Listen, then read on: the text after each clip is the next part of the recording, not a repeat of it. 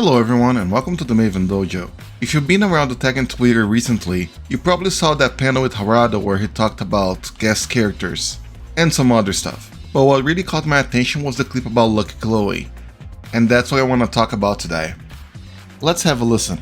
描きたかったんですけど、ちょっと中途半端になっちゃって。 Yeah, that character, he views it as a failure on his part because the original concept was, this very cute girl, but she's got like a horrible personality, and it didn't come across as much that way as he'd hoped in the game. So if we were to bring her back, he'd like to try to make it more close to that original concept, probably.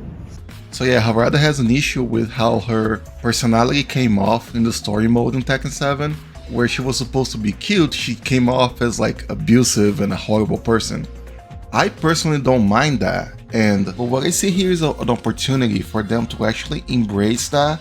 This has happened in media before. For example, in League of Legends there was this character named Jace, that he was supposed to just be a cool dude, but his voice acting and art would actually make him come off as smug. So with time they went back and changed his lore to give him those traits. Or the same thing with that old Mortal Kombat movie, where sure, the movie was based on the game, but then after the movie the game also took some stuff from it. So I feel like now they have an interesting opportunity here where this is the initial concept, but this is how she came off. Instead of trying to be more true to the concept, let's try to lean on how the character was perceived. They could use that as a dichotomy. She acts all cute and like an idol, but in reality she's horrible and she just hates her job. Well, you might be asking yourself, why do people care about this character so much? The thing is, even though she wasn't really popular in regards to play rate, she was one of the most divisive characters in Tekken history. People either loved her or hated her. There was no in between.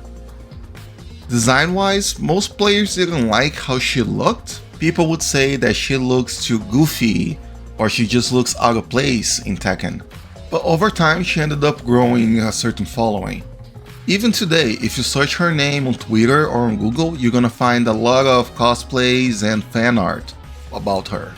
And if we're talking about gameplay, she actually had a couple cool things. Despite not looking like much, she used to hit like a truck. Her combos used to do so much damage, especially after her Kali roll. She had a mega attack that did so much. Harada said that their intention was for her to be a high execution character, but not because of hard inputs like electrics, more like because of timing. For example, her down forward 2 had an extension that you had to hit the buttons in the correct beat. Her 2-2, her 12 frame punish, had a just frame version, and her down 3+4 also had a just frame where you could make one of the hits a mid. And her rage art, if you pressed anything in the correct timing, she would spell her name and get extra damage.